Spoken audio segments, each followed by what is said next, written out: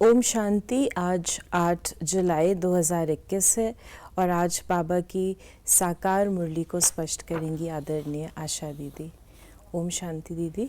ओम शांति। बाबा ने कहा, मीठे बच्चे, सारी दुनिया में तुम्हारे जैसा खुश नसीब कोई नहीं। तुम हो राज ऋषि, तुम राजाई के लिए राजयोग सीख रहे हो।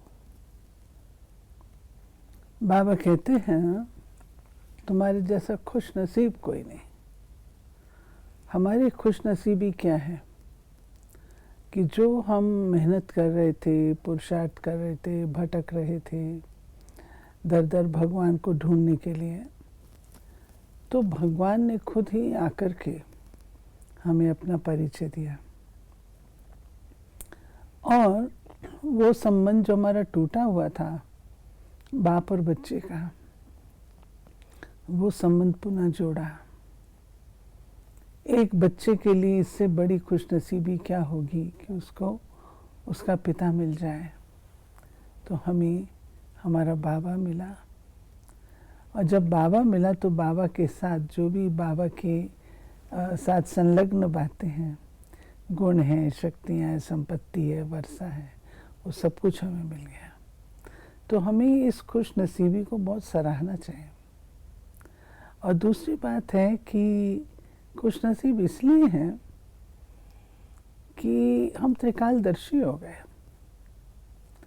बाबा ने जो ज्ञान दिया उससे हम त्रिकालदर्शी हो गए, और हमको ये पता लग गया कि यही वो समय है जब हम अपने पूरे सारे कल्प के लिए अपनी कहें भाग्य को, पूंजी को हम जमा कर सकते हैं। तो वक्त से पहले पता लग जाए तो उसको खुश नसीब कहेंगे। प्रश्न है, निराकार बाप में कौन से संस्कार हैं जो संगम पर तुम बच्चे भी धारण करते हो? निराकार बाप में ज्ञान के संस्कार हैं। वो तुम्हें ज्ञान सुनाकर पतित से पावन बना देते हैं, इसलिए उन्हें ज्ञान का सागर पतित पावन कहा जाता है। तुम बच्चे भी अभी वो संस्कार धारण करते हो। तुम नशे से कहते हो हमें भगवान पढ़ाते हैं, हम उनसे सुनकर सुनाते हैं। ये जो कहा कि उनमें ज्ञान के संस्कार,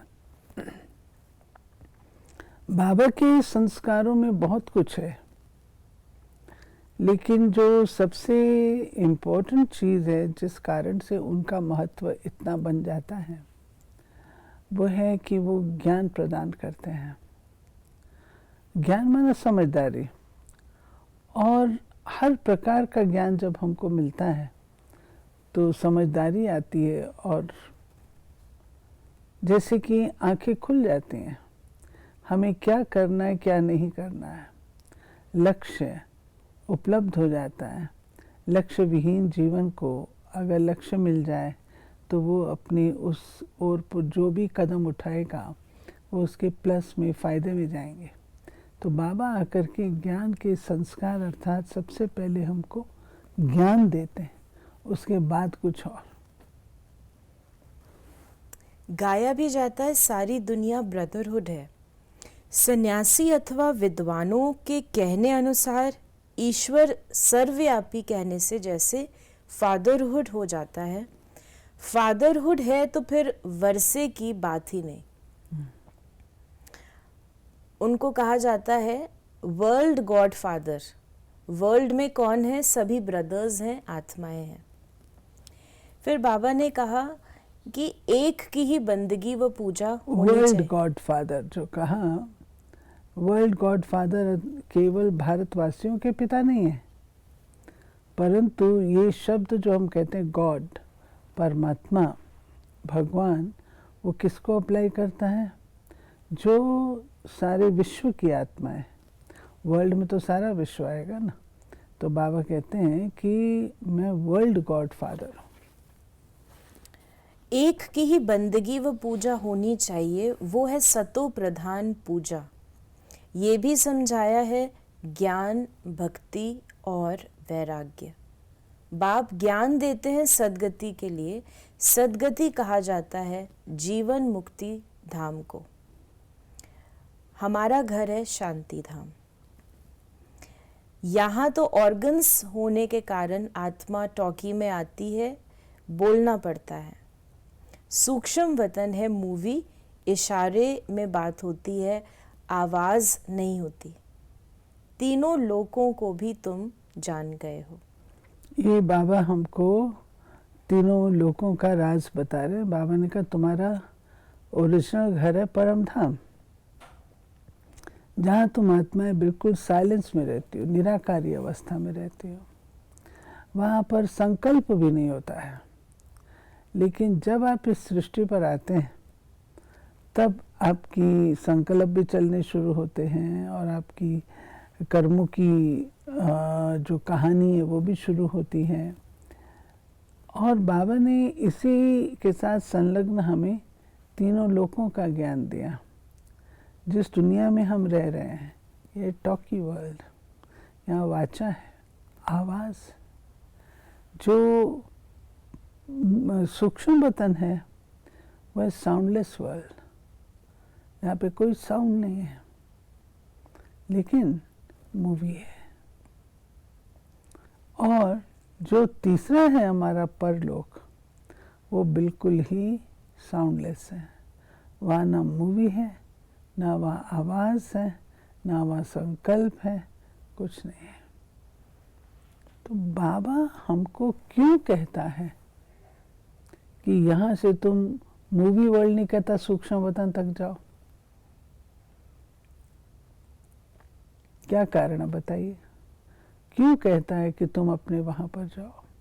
मूल वतन को याद करो, सूक्ष्म वतन भी तो कह सकता था। क्योंकि सूक्ष्म वतन परमानेंट नहीं है, अल्टीमेटली वहाँ जाना है। और भी बात है, सूक्ष्म वतन का जो पाठ है वो केवल संगम पर है, आगे नहीं है। और कोई भी चीज़ जो होती है ना, वो पहले अपने मूल स्टेट पर आती है। जब तक मूल में नहीं आती है तब तक उसकी अभिवृद्धि कहीं ना कहीं होती रहेगी। तो बाबा हमको सब कुछ समेट करके मूल में ले जाता है। मूल में जाने के पश्चात फिर वो बढ़ती है। इसलिए बाबा कहते अपनी ओरिजिनल स्टेज को तो प्राप्त करना पड़ेगा ना।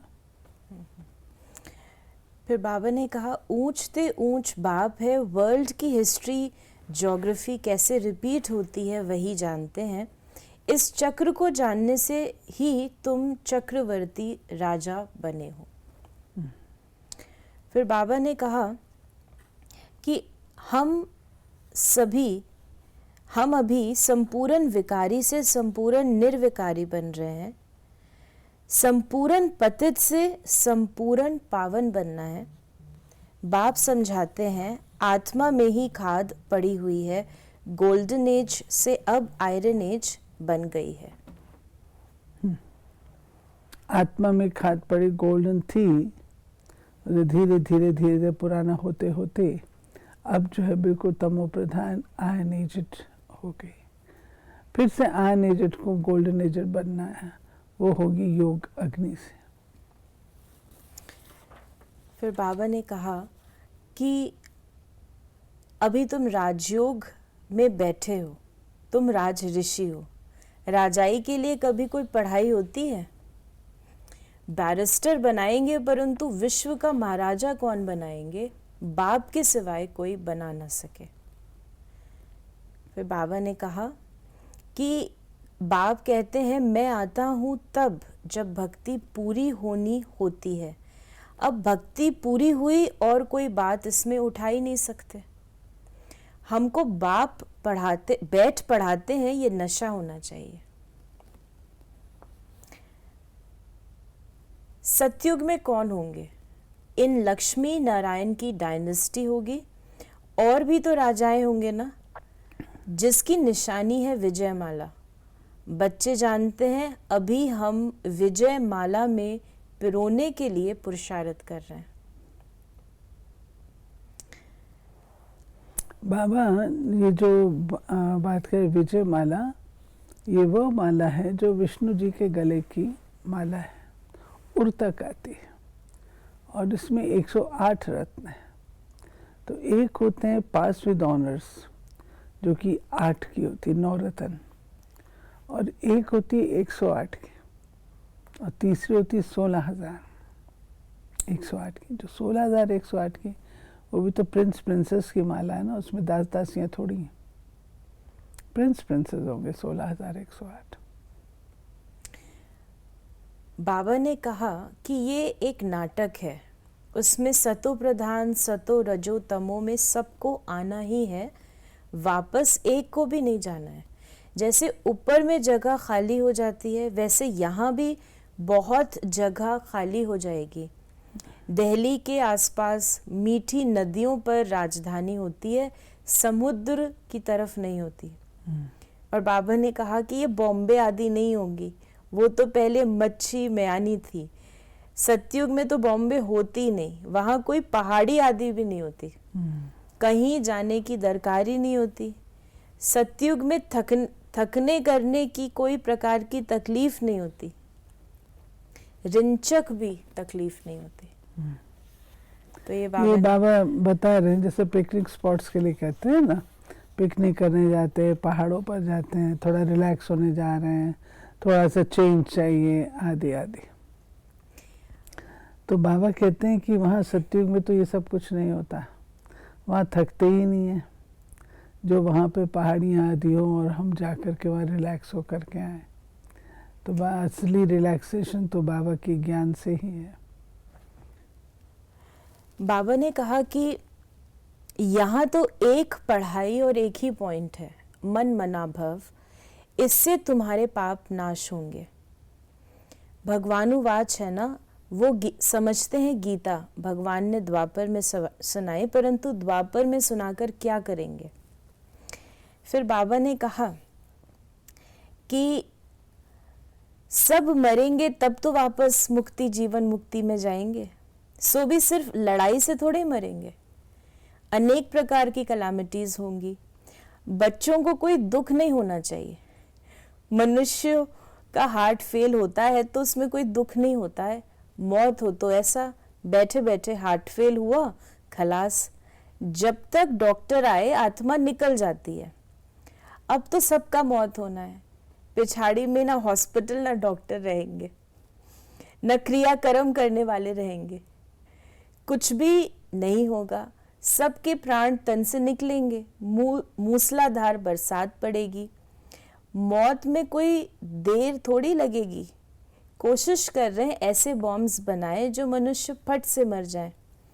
ये भी ड्रामा में नूंद है, ड्रामा में बना बनाया खेल है, कल्प कल्प विनाश होता है।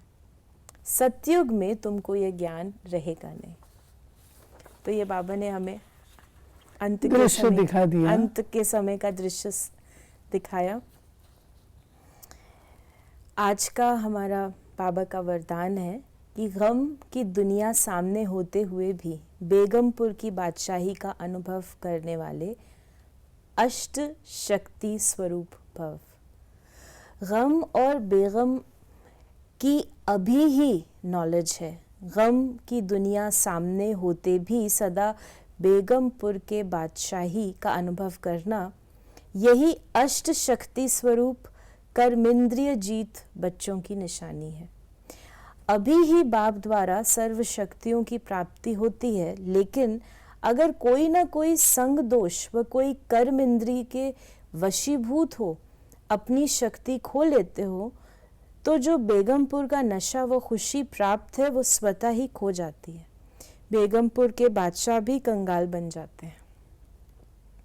स्लोगन है, दृढ़ता की शक्ति सदा साथ हो तो सफलता गले का हार है। बाबा ने हमको संग दोष से सावधान किया। संग दोष एक ऐसी चीज़ है जो अच्छे से अच्छे व्यक्ति को, अगर वो शक्तिशाली नहीं है, गुणवान है परंतु शक्तिशाली नहीं है, तो संग दोष के वश आ सकता है। गुण पर्याप्त नहीं होता, उसका शक्ति की ज़रूरत भी है जो अपने आप को प्रोटेक्ट कर सके। और स्लोगन में दृढ़ता। तो ये थे बाबा के आज के महावाक्यों का स्पष्टीकरण। यदि आपके मन में कोई सवाल है तो आप व्हाट्सएप या SMS करें 8826599309 पर। ओम शांति।